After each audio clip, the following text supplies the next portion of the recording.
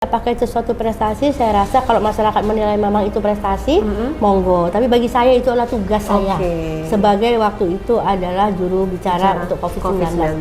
Jadi bukannya saya merasa tinggi, nggak perlu lagi sosialisasi, bukan. Tapi saya merasa saya sudah memang itu banyak dilakukan ya. Sebagai tugas saya sebagai ASN saya lakukan itu. Bunda udah punya gambaran untuk calon wakilnya gimana nggak? Boleh nggak dijelaskan? Iya. Masyarakat nggak usah sedih tatkala kita dihujat. Mungkin ada hal-hal yang positif Allah akan berikan untuk kita ke depannya. Nah, seperti saya saat ini yang saya sudah buktikan dengan saya di-spill, dihujat ya, dengan cara berjilbab saya, tapi ternyata itu membawa berkah untuk saya gitu, Mbak. Ya, walaupun sekarang ini udah agak diturunin nih hijab jambulnya ya. Ya itu udah banyak yang niru. Iya, udah niru tapi diturunin. Itu adalah hijab jambul kinerja unggul. Assalamualaikum warahmatullahi wabarakatuh. Tabipun. Pemirsa, kita berjumpa lagi dalam program kami Lampung Memilih. Kali ini di studio Rilis TV sudah kehadiran bakal calon wali kota Bandar Lampung yang kita tunggu-tunggu sudah lama. Akhirnya sampai juga di sini. Beliau adalah Dr. Hajah Rehana, Magister Kesehatan atau kita biasa panggil Bunda Rehana. Assalamualaikum, Bun. Waalaikumsalam, Mbak Novi. Terima kasih sudah hadir loh. Sibuk banget kayaknya baru sempat hadir ya, Bun. Iya. Gak apa-apa, ini tidak terlambat karena memang masa tahap-tahapannya masih banyak yang harus dilewati. Tapi yang pasti senang sekali dari tim Lampung Memilih Rilis TV bisa menghadirkan Bunda pada hari ini. Bun, sebelum sampai pada kita bicara tentang pilkada, Bunda tuh jadi ASN udah berapa tahun ya? 38 tahun. 38 tahun dan pensiunnya tahun 2023 kemarin bulan September. Memang berkarir awal udah langsung di Lampung apa gimana, Bun, dulu? Iya, pertama saya lulus dari Fakultas Kedokteran Universitas Gadjah Mada. Oh iya. Iya, saya langsung berkarir untuk mengabdi itu ke Provinsi Lampung. Iya. Kenapa saya memilih Provinsi Lampung waktu itu? Karena dekat dengan Jakarta. Orang tua saya base campnya di Jakarta. Nah, jadi dari tahun 1990 saya sudah masuk Lampung. Dan itu ditegaskan di kota Bandar Lampung atau di? Iya, di saya kota ya langsung di kota Bandar Lampung. Jadi 13 tahun, Mbak, saya di Puskesmas. Di Puskesmas. Oh iya, 13 tahun. Mulai dari dokter kedua di Puskes Pasar Ambon, belum kepala puskes. Terus saya pindah ke Gedung Air, 7 tahun menjadi kepala puskes di Gedung Air. Setelah itu saya ke Simpur, puskes Simpur hanya 2,5 tahun. Di depan Pasar Tamin ya? Iya, setelah itu saya ditarik ke Dinas Kesehatan Kota Bandar Lampung sebagai Kasubdin Kesehatan Keluarga pada saat itu. Setelah itu saya diangkat lagi menjadi Kasubdin Promkes. Setelah itu dilantik menjadi Kepala Dinas Kesehatan Kota Bandar Lampung. Tahun berapa tuh? Itu ada tahun 2006. 2006 ya. Iya, waktu itu. Nah, saya berkarir jadi selama masa kerja saya selama saya hidup tidak pernah pindah dari Provinsi Lampung. Tidak pernah provinsi. Khususnya cuma dari kota pindahnya ke Lampung. provinsi ya. Iya. Dan yang menjadi banyak kagumnya orang kepada Bunda Rehana itu 3 kali berganti gubernur di Provinsi Lampung. Bunda Rehana tetap dipercaya untuk menjabat sebagai Kepala Dinas Kesehatan di Provinsi Lampung. Banyak orang yang pengen tahu juga apa itu, Bun, rahasianya bisa membuat orang nomor 1 di Provinsi Lampung ini tetap percaya walaupun orangnya udah ganti-ganti. Iya. Yang pertama, kebetulan ayah saya juga ASN, ya, jadi birokrat murni ayah saya, dan beliau mengajarkan saya ketika bekerja itu yang pertama ada loyal pada atasan. Itu yang beliau sampaikan, harus loyal, hormat siapapun atasannya kita harus hormati. Yang kedua, harus pelajari pimpinan kita. Karakternya ya? Ya, karakternya seperti apa yang disukai, apa yang tidak disukai gitu. Jadi kita harus pelajari juga. Dan yang ketiga itu adalah tentu punya kinerja yang baik. Iya, menunjukkan kinerja yang baik. Kalau kita tidak punya kinerja yang baik, mungkin juga orang tidak akan memakai kita. Dan jujur, Mbak Novi, setiap ganti pejabat gubernur itu, kecuali Pak Arinal ya yang terakhir, karena saya memang ASN. Seperti Pak Rido, saya nggak kenal sama sekali sama Pak Rido. Nggak kenal. Awalnya memang nggak kenal? Nggak kenal saya sama Pak Rido. Beliau ini siapa gitu ya, tapi ya waktu pencalonan melihat bahwa beliau maju. Nah, saya juga udah pikir, udah siap-siap ini, mungkin habis ini saya tidak di dinas kesehatan lagi. Tapi saya oke. sudah setiap ganti pimpinan saya selalu sudah siap, Mbak. Oke. Karena pasti ada rombongannya sendiri. Iya. Dan saya ini tipe orang yang loyal pada pimpinan. Iya. Ya walaupun pimpinannya kalah ya tetap harus loyal. Oke. Ya jadi ya alhamdulillah kalau sama Pak Arina jelas saya ada kedekatan dari sudah lama karena beliau pernah menjadi asisten juga waktu saya di Kepala Dinas Kesehatan di provinsi. Sudah kenal sama beliau. Nah, udah ada secara pribadi sudah kenal ya Mbak. Jadi ya alhamdulillah beliau masih mempercayakan kepada saya waktu itu menjadi Kepala Dinas Kesehatan sampai beliau yang juga pensiun di zaman beliau. Iya. Jadi banyak hal yang bisa dibagi nih Bun. Ternyata harus loyal, harus memahami karakter dari pimpinan. Terus apalagi tadi Bunda sampaikan itu ya, pesan dari orang tua supaya kita tetap dipercaya oleh pimpinan. Iya, jadi ya semua tata krama yang pertama yang harus kita lakukan, yang kedua harus punya kapabel ya. Harus kompeten juga. Iya, kalau tidak kompeten sulit, apalagi bila kita nggak kompeten menghadapi pandemi yang seperti kemarin, waduh. Itu pandemi pada saat COVID-19 itu memang seorang Bunda Rehana yang selalu muncul di media setiap hari, karena setiap hari harus ada update ya tentang bagaimana COVID pada saat itu. Dan gimana tuh Bun, kira-kira Bunda gubrak benar nggak itu pada saat itu? Selama karir ASN saya mungkin yang paling lelah itu adalah pada masa COVID-19. Kenapa saya harus selalu muncul pada setiap update berita? Karena saya ingin memberikan ketenangan, Mbak, kepada masyarakat. Ya, karena ketenangan itu salah satu juga membuat masyarakat sehat. Betul. Ya, kalau mereka selalu cemas, tidak tahu bagaimana situasi kondisi di kota ini, provinsi ini, mereka makin cemas, itu membuat imunnya turun, bisa sakit. Jadi, dalam kondisi darurat lagi itu ya. Jadi ya saya harus muncul setiap hari sebagai juru bicara untuk menjelaskan kepada masyarakat agar masyarakat juga bisa tahu situasi dan kondisi bagaimana Provinsi Lampung. Walaupun mungkin banyak orang tidak tahu bagaimana aslinya yang harus dikerjakan Bunda. Mungkin tidur sambil di dalam mobil atau gimana, tapi dalam kenyataannya seorang Rehana ini memang yang selalu menyelamatkan untuk membuat masyarakat jadi tenang ya. Tahu nih kondisi terakhirnya, update-nya setiap hari seperti apa tentang COVID-19 itu. Betul, Mbak. Bagi Bunda itu sebuah prestasi atau gimana Bun? Kalau saya bekerja itu tidak pernah ingin berprestasi, Mbak. Tapi saya selalu punya tujuan kalau kerja. Prestasi itu yang menilai adalah orang lain. Ya, bukan saya. Saya selalu menuju ke bawah ya. Saya nggak pernah melihat ke atas istilahnya. Down to earth. Ya, selalu ya jangan merasa tinggi ya. Kita selalu harus melihat ke bawah. Jadi seperti yang Mbak sampaikan tadi, apakah itu suatu prestasi? Saya rasa kalau masyarakat menilai memang itu prestasi, monggo. Tapi bagi saya itu adalah tugas saya sebagai waktu itu adalah juru bicara untuk COVID-19 Provinsi Lampung. Nah, kita sekarang beralih ke niatan Bunda untuk maju dalam kontestasi pilkada di Kota Bandar Lampung tahun 2024. Apa tuh? Apa munculnya pada saat kapan gitu? Ide itu atau gimana tuh tahapannya Bun yang Bunda lewati? Ya. Ya, sebenarnya ide itu muncul tiba-tiba aja, Mbak. Tiba-tiba ya? Tiba-tiba. Ya, jadi saya tidak pernah mempersiapkan diri mungkin seperti mungkin ada calon yang lain sudah mungkin 2 tahun sebelumnya sudah mulai dibawa sosialisasi dan lain-lain. Karena saya merasa saya memang dari dulu bekerja udah di bidang pelayanan. Memang melayani. Ya, jadi masuk di bidang kesehatan itu kan sudah langsung kita bersosialisasi dengan masyarakat di bawah, ya, kader posyandu, lalu semua masyarakat yang di bawah. Jadi bukannya saya merasa tinggi, nggak perlu lagi sosialisasi, bukan. Tapi saya merasa saya sudah memang itu banyak dilakukan ya. Sebagai tugas saya sebagai ASN saya lakukan itu untuk mengunjungi posyandu, mengunjungi mungkin anak-anak yang ada kurang gizi dan lain-lain gitu ya. Nah, jadi itu saya rasa sudah menjadi bekal saya untuk nanti seandainya nih seperti ini saya tiba-tiba ingin mencalonkan, insya Allah udah ada bekal. Orang-orang mungkin 2 tahun, saya berapa?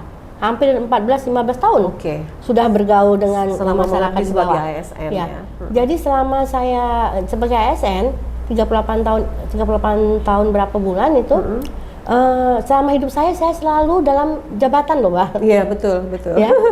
Jadi hampir 20 tahun, Mbak. Iya, iya. Saya dalam jabatan. Dan di luar itu kalau puskesmas itu kan lain dengan pejabat kalau kita di provinsi. Kalau puskesmas itu kan selain dia kita manajer, kita programmer, kita harus melayani juga. Menyatu langsung. juga dengan masyarakat ya, dengan pasien Saya langsung. seandainya dulu kan obat susah tuh, Mbak Novi. 3 bulan sekali baru diantar obat ke puskesmas kita. Itu pun udah habis-habisan. Nah kalau di puskes, staf saya lapor, Bun, obat udah habis. Saya duduk, Mbak, di BP. Saya duduk di balai pemeriksaannya, di ruang periksa. Saya pegang stetoskop, saya periksa pasien. Oke. Ya, karena saya tahu ini pasti orang harus tersugesti. Oh, iya. Ada iya. obat, sama Sembuh. tidak ada obat, Iya, iya. harus sembuh. Oke, jadi mudah lakukan? Jadi saya periksa dengan benar-benar banyak berbicara dari hati ke hati. Lalu saya sampaikan sampai walaupun saat itu mungkin obat di puskes itu cuma ada CTM, vitamin, kalek, antibiotik udah nggak ada. Obat penurun panas pun pernah habis, nggak ada. Jadi saya bicara sama pasiennya, saya bicara dari hati ke hati. Ya, setelah selesai itu saya bilang, Ibu nanti ambil ke apotek ya. Obatnya ada 3 macam. Oke. Nanti warnanya ada yang kuning, ada yang ini. Saya sebutkan. Nanti Ibu minum secara aturannya. Mudah-mudahan Ibu nanti bisa sembuh. Sehat lagi. Oh baik dokter katanya. Sedangkan saya juga kadang-kadang nggak yakin nih karena obatnya kan tinggal vitamin. Iya, iya. Terus antibiotik udah nggak ada, orang panasnya tinggi. Tapi dengan tersugesti pasien itu dia bisa sehat, Mbak. Kan saya cek, orang ini datang lagi nggak besok. Toto ketemunya udah 2 minggu Bapak itu. Saya ingat banget waktu itu disimpur saya. Pak, kemarin berobat kemana lagi? Saya bilang, kenapa kok nggak balik ke sini? Enggak Bu, sehat saya. Alhamdulillah. Nah, jadi saya sampaikan pada teman-teman saya dokter juga, memang kita harus itu bagian dari penyembuhan juga ya. Kita harus mensugesti. Jadi harus membuat pasien percaya pada kita. Kalau dia percaya, pasti insya Allah akan mendorong kesembuhan. Tanpa obat ya. Gitu, Terus gini Bun, kembali ke soal tadi niatan Bunda. Hal apa di Bandar Lampung ini yang menurut Bunda, menurut kacamata seorang Bunda Rehana itu yang memang harus diperbaiki? Hal apanya Bun? Ya, mungkin banyak ya yang harus kita lihat. Bandar Lampung ini kan ibu kota provinsi. Iya. Dan dia harus insya Allah akan menjadi kota metropolitan. Iya. Ya. Nah, terus juga masyarakatnya juga dari semua suku ada mungkin di Bandar Lampung ini ya. Nah, yang akhir-akhir ini yang terlihat mungkin agak sedikit harus kita stressing itu adalah bagaimana agar tidak lagi terjadi banjir. Ya, kalau misalnya banjir juga harus dikurangi lah, jangan terlalu ini ya. Nah, itu banjir yang pertama. Yang kedua juga kemacetan, Mbak. Ya, udah mulai hampir macet ya. sama ya sama Jakarta kadang-kadang ya. Dari rumah mau menuju kemana aja lama gitu ya. Nah, walaupun udah banyak juga jalan layang kan, tapi ya masih terasa macet. Itu juga harus kita menjadi perhatian. Selain itu juga nanti soal kemiskinan, Mbak. Ya, kemiskinan juga harus menjadi perhatian karena kemiskinan itu adalah asal dari semuanya itu ada dari kemiskinan. Penyakit akan timbul kalau orang juga miskin. Stunting juga nggak akan bisa keluar kalau masyarakat itu banyak ya. Termasuk kejahatan miskin. juga ya? Iya. Selain itu juga, selain kemiskinan kan ada hubungannya dengan kejahatan juga. Iya. Ya pasti itu ada antaranya gitu ya. Jadi ya memang itu yang harus menjadi perhatian. Makanya kita buat kalau bisa masyarakat Bandar Lampung ini taat sama agama, religius religius dalam arti dia taat hukum juga agar bisa sama-sama merasa nyaman hidup di Bandar Lampung ini, gitu Mbak. Baik, nah kalau gitu gini deh. Kita pengen spill dulu nih, ada program Bunda yang kita dengar namanya adalah tagline-nya Bandar Lampung Maju Bersinar. Nah, boleh kasih bocoran nggak Bun, ini meliputi apa saja dan menjadi program unggulan Bunda itu boleh nggak dipaparin Bun? Ini banyak program-program tim saya yang sudah membuat Mbak bersama saya. Ya, kita juga sudah, karena rencana itu nggak main-main, rencana itu serius insya Allah. Jadi kan harus juga ada perubahan ya Mbak. Nah, jadi ini kita udah memang dari visi misi itu saya pertama adalah bagaimana kita ingin Bandar Lampung ini bisa menjadi kota yang modern, yang mandiri, unggul dan juga kreatif dan juga bagaimana taat dan sejahtera. Nah, dalam arti ya Bandar Lampung itu harus sebagai kota modern yang berkelas dunia. Itu tujuan nanti insya Allah kita bisa sampaikan. Kota modern yang berkelas ya, dunia. lalu juga sebagai kota dengan karakteristik masyarakat yang mandiri secara sosial dan ekonomi. Nah, bagaimana kita nanti UMKM-nya kita sampai ke masyarakat, dan juga saya harapkan nanti Bandar Lampung ini unggul dalam sumber daya manusianya. Kalau SDM-nya tidak unggul, tentu alat-alat canggih nggak bisa digunakan.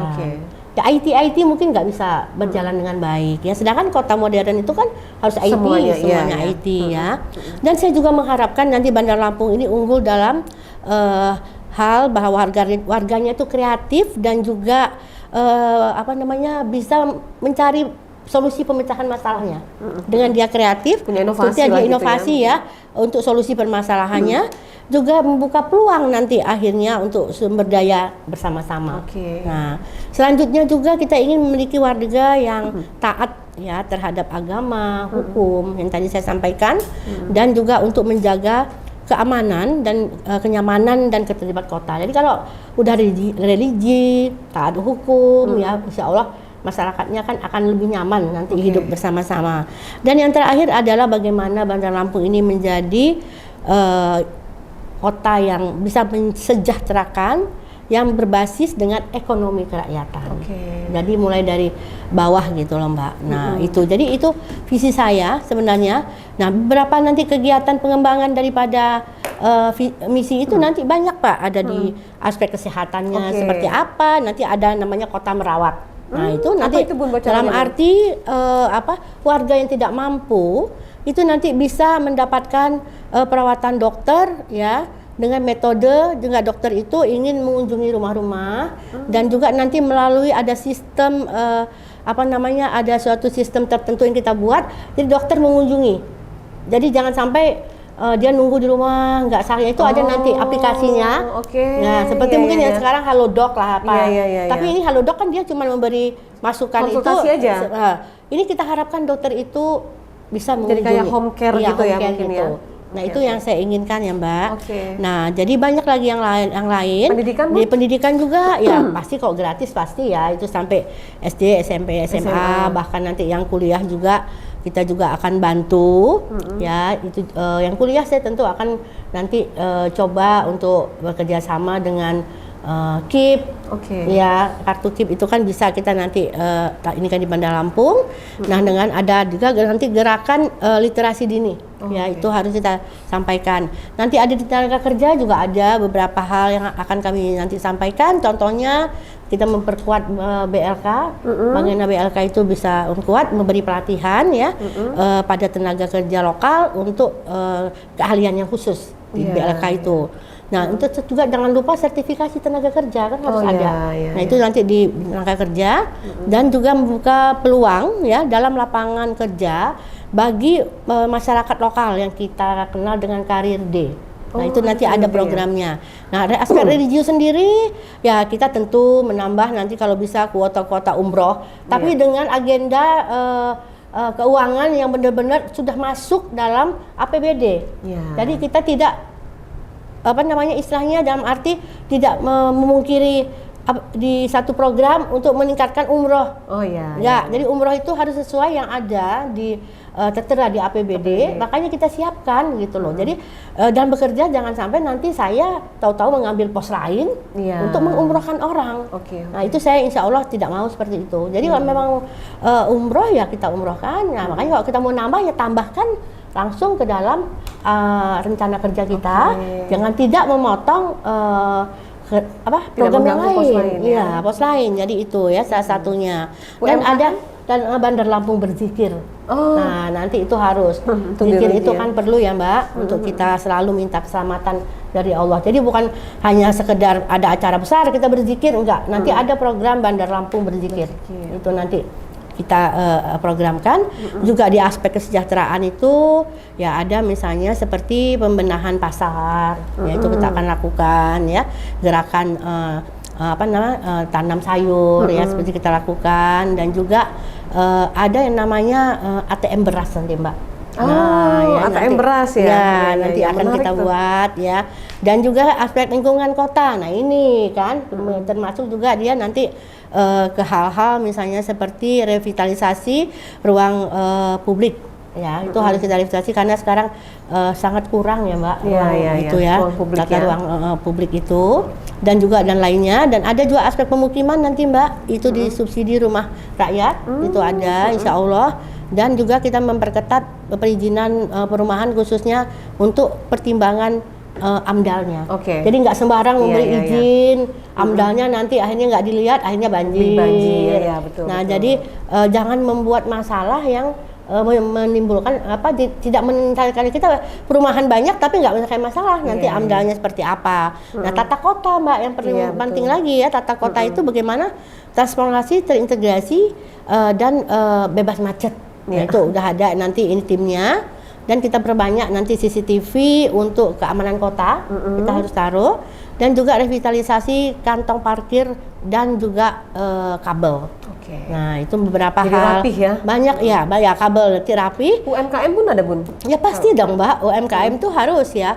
Ini ada aspek sosial, ya aspek sosial tuh ada family help family, keluarga menolong keluarga yang lain, ya jadi itu bisa ya bakti sosial OPD, nah yang berkomunitas atau bahkan Bandar Lampung berbagi, nah itu ada juga nanti ketahanan keluarga, dan juga ada pembatasan hiburan malam. Jadi hiburan malam itu juga karena jangan sampai menimbulkan hal-hal yang tidak diinginkan oleh masyarakat ya Mbak. Nah, aspek bisnis, nah ini yang penting kan kita karena Bandar Lampung itu kan PAD-nya tidak punya sawah, tidak punya yang lain, dia PAD-nya kan restoran dari pajak itulah. Nah, kalau kita udah PAD-nya dari pajak, harus kembalikan bagaimana masyarakat itu harus sejahtera juga, menikmati. Jangan sampai kita pajak kita ambil tapi masyarakatnya tidak menikmati. Nah, jadi di aspek bisnis itu nanti ada kita adakan Bandar Lampung Great Sale. Jangan Jakarta aja dong yang Great Sale. Ya, Bandar Lampung juga harus ada Great Sale-nya dong. Itu dengan nanti mungkin UMKM-nya kita tampilkan ya, tapis-tapis kita kan udah bagus-bagus, dan juga ada Bandar Lampung Week Market. Nah, nanti setiap pasar mingguan minggu ya ada ya, dan ada pelatihan pengelolaan bisnis UMKM Mbak. Kita akan terus saat ini mungkin sudah baik, kita akan tingkatkan ya, kalau bisa go internasional Mbak. Ya, jangan hanya di Bandar Lampung aja, karena tapis itu banyak disenangi. Saya pernah beberapa kali kunjungan ke luar negeri pada saat misalnya seperti pasar Tongtong ya karena waktu itu saya di kota dimasukkan dalam Dekranasda oleh Ibu Wali Kotanya. Nah, kita berkunjung ke pasar Tongtong di sana, itu tapis kita tuh laku banget gitu loh Mbak. Ya, jadi banyak yang peminatnya. Itu peluang sebetulnya kita bisa buka jaringan ke sana juga. Jadi tidak hanya lokal gitu ya. Nah, juga kita juga ingin nanti ada zona surga belanja. Nah, ya jadi harus tuh dibuat juga. Karena sekarang ini udah berubah loh Mbak. Sekarang ini pasti orang banyak yang senang shopping atau apa ya, kita buat semaksimal mungkin agar orang itu bahagia. Kasih spotnya khusus. Kalau bisa orang Jakarta nanti menuju Bandar Lampung untuk belanja. Kita balik jadi ya. Jadi jangan hanya kenapa tidak gitu. Karena kita punya UMKM yang bagus-bagus, tapisnya banyak macam, ya kan kita buat mungkin modelnya kayak anak muda bajunya atau apa, simple aja tapi ada tapisnya, kan itu anak muda bisa pakai hari-hari juga. Nah, jadi itu ya, jadi dan juga ada operasi pasar subsidi nanti. Operasi pasar subsidi itu harus kita ini kanan. Di aspek pariwisata nih Mbak, kita menarik income ya, apalagi sekarang kan sudah banyak tempat-tempat wisata yang disenangi orang luar Lampung. Banyak kan yang dari Palembang aja kalau weekend di Lampung. Mobilnya semua ke Lampung ya, karena mungkin senang laut ya, kan di sana kan nggak ada laut ya. Nah, jadi nanti ada desain wisata Instagramable. Nah ya, dan Bandar Lampung street photo. Nah, kita alhamdulillah juga ya. Dan saya menyambut baik loh sebenarnya jembatan milenial itu yang dibangun oleh Bunda Eva saat ini. Itu memang bisa menarik ya, istilahnya nanti mungkin Instagramable banget, berdiri di atas jembatan itu kan bisa terlihat laut ke bawahnya. Itu kan suatu hal yang positif gitu ya. Saya mendukung itu yang namanya jembatan itu ya sebenarnya. Ya insya Allah bisa dipergunakan oleh milenial kita nanti untuk bersuah foto dia di situ ya kan. Dan nanti ada Bandar Lampung Festival, itu sudah biasa, dan juga ada zona K-pop nanti Mbak. Saya ingin bikin zona K-pop ya. Karena sekarang milenial ini kan kan Nah harus zona K-pop tuh harus ada karena biar mereka tidak berpikir ke hal-hal yang negatif. Misalnya mungkin mereka lari ke narkoba dan lain-lain. Dengan ada tempat kita siapkan misalnya, ya mudah-mudahan akan mengurangi hal-hal yang tidak baik itu ya. Dan nanti ada beach zone di pantai itu juga kan kita banyak pantai. Betul. Kenapa tidak kita buat suatu hal yang membuat kaum milenial itu senang gitu ya di pantai itu. Dan Bandar Lampung Nyeni nanti ada ya, Bandar Lampung Nyeni zona seni yang Balam Keren. Jadi itu beberapa hal yang untuk pariwisata dan aspek birokrasi juga. Tentu kalau aspek birokrasi itu kita budaya anti gratifikasi dan juga fakta integritas itu harus dilakukan terus, dan juga maksimal MPP berbasis pelayanan prima dan juga humanis. Jadi setiap pelayanan itu harus ya jangan galak-galak lah Mbak ya. Dan dan di aspek olahraga juga ada Mbak. Nah, saya senang karena saya ini kebetulan ketua Persani juga ya di Senam ya untuk Provinsi Lampung. Nah itu nanti ada bagaimana Bandar Lampung 1 juta atlet. Kita mau narik nih. Karena banyak di senam aja contoh, nggak usah jadi olahraga yang lain. Di senam itu banyak banget Mbak bibit-bibit potensi yang udah dididik sekarang ini akan menjadi seperti suci-suci, suci yang sudah mendunia. Alhamdulillah. Nah itu kita akan nanti didik. Udah ada yang dididik, mudah-mudahan bisa mentas jadi atlet yang hebat gitu ya Mbak.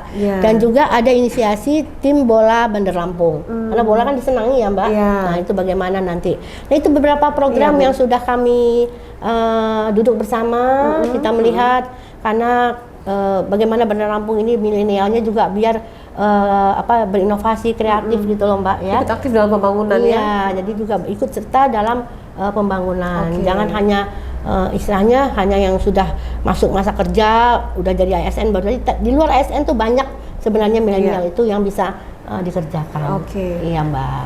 Terus gini Bun, upaya Bunda untuk menuju di kursi nomor 1 Kota Bandar Lampung ini sudah Bunda lakukan dengan mengambil berkas di beberapa partai politik ya Bun. Tinggal menunggu nanti perahu yang akan Bunda dapatkan. Selanjutnya Bun, langkah berikutnya.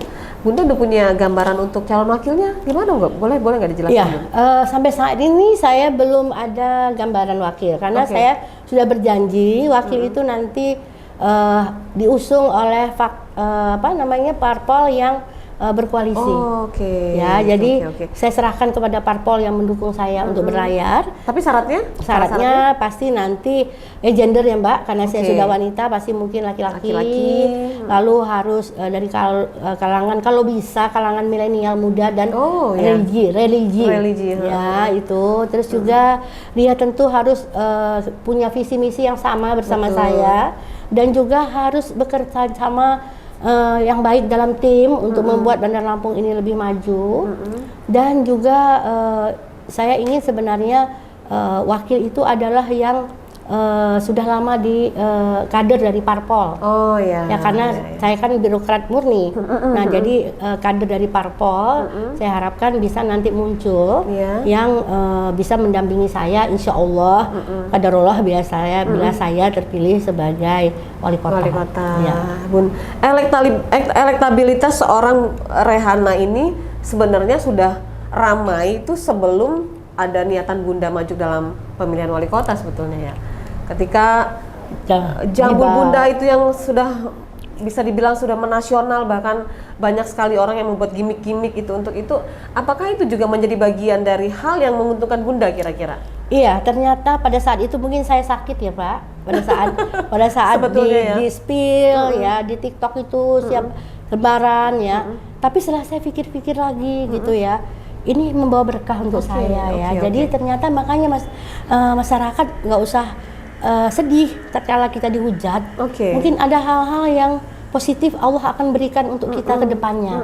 Nah seperti saya saat ini yang saya sudah buktikan dengan saya di spill, dihujat ya dengan cara berjilbab saya, tapi ternyata itu membawa berkah untuk saya gitu Mbak.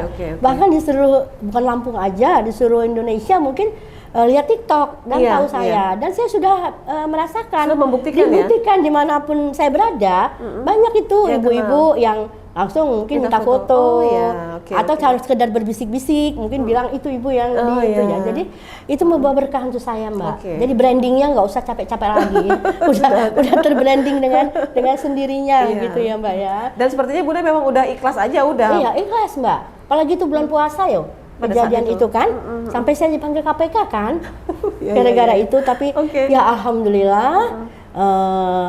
Ya sudah melewati KPK, jadi selama saya berkarir sudah lengkap sepertinya. Yang dialami ya? Alaminya udah lengkap sampai dipanggil lembaga KPK, tapi alhamdulillah berkat doa semua kita dan saya sendiri, ya hasilnya adalah clear and clean. Gitu. Jadi ya sudah bukannya tidak berterima kasih, lebih karena hal itu membuat benar-benar sekarang saat ini saya nyaman, Mbak. Nyaman dalam arti ya apapun yang saya pakai, apapun yang saya gunakan, mudah-mudahan masyarakat tidak melihat itu dari hal yang saya dapat dari hal yang tidak baik gitu, Pak. Ya. Ini dan Bunda tadi kita ngobrol sebelum podcast. Ini saya berpakaian mewah-mewah memang udah dari dulu, udah seneng nih memang begitu ya, Bun ya. Iya. Udah bawaan gitu ya, Bun ya. Bukan karena Bunda pejabat gitu kan. Iya. Jadi bukannya saya senang bermewah juga tidak, tapi saya menghargai diri saya, Mbak. Menghargai kelelahan saya bekerja. Tentu kalau orang udah lelah bekerja ingin juga kan, ingin penampilan atau gitu ya. Tapi tetap kesederhanaan itu adalah yang paling baik sebenarnya. Bun. Ini kan baru obrolan pertama kita. Mudah-mudahan nanti lain waktu, mudah-mudahan setelah dapat perahu Bunda bisa singgah lagi di TV ya, Bun. Kita akan berbincang lebih dalam lagi tentang niatan Bunda menuju ke kursi nomor 1 di Kota Bandar Lampung. Bun, ada closing statement yang ingin Bunda sampaikan kepada masyarakat apa, Bun? Silakan. Iya, untuk masyarakat Bandar Lampung, mungkin nanti pada waktu pemilihan tanggal 27 November kalau saya tidak salah, tolong pilih dengan hati nurani. Ya, tolong pilih dengan hati nurani. Pilihlah orang yang menurut Anda bisa membawa perubahan mungkin ke arah yang lebih baik. Ya, mudah-mudahan Bandar Lampung ini bisa terus meningkat, bisa menjadi kota metropolitan ya, sehingga masyarakatnya pun bisa lebih sejahtera dan mudah-mudahan kita semua dilindungi oleh Allah SWT. Amin. Ada tagline baru nanti nggak kira-kira yang akan muncul, Bun, kalau Bunda nanti udah punya perahu yang lebih pas? Mungkin karena orang gampang mengingat saya dengan hijab jambul saya. Ya, walaupun sekarang nih udah agak diturunin nih hijab jambulnya ya. Ya itu. Padahal udah banyak yang niru. Iya, udah niru tapi diturunin. Itu adalah hijab jambul kinerja unggul. Wah, itu nanti akan di launching pada saat nanti Bunda sudah dapat perahu ya, Bun ya. Hijab jambul kinerja unggul. Semoga Tuhan memudahkan langkah Bunda, Bun, untuk menuju kursi wali kota Bandar Lampung. Semoga Bunda selalu sehat. Nanti tunggu lagi kehadirannya, Bun ya. Terima kasih Mbak Novi. Makasih Mbak Novi. Sama-sama Bunda. Dan pemirsa, demikianlah akhir obrolan saya bersama Bunda Rehana atau Dr. Haja Rehana, Magister Kesehatan, sebagai bakal calon wali kota Bandar Lampung dalam pemilihan kepala daerah tahun 2024 ini. Terima kasih atas kebersamaannya pemirsa, dan kita akan berjumpa lagi insya Allah dengan Bunda Rehana dalam episode berikutnya, tentu saja dengan tema obrolan yang berbeda. Saya Novi Balga mewakili kerabat kerja yang bertugas undur diri. Sampai jumpa dan wassalamualaikum warahmatullahi wabarakatuh.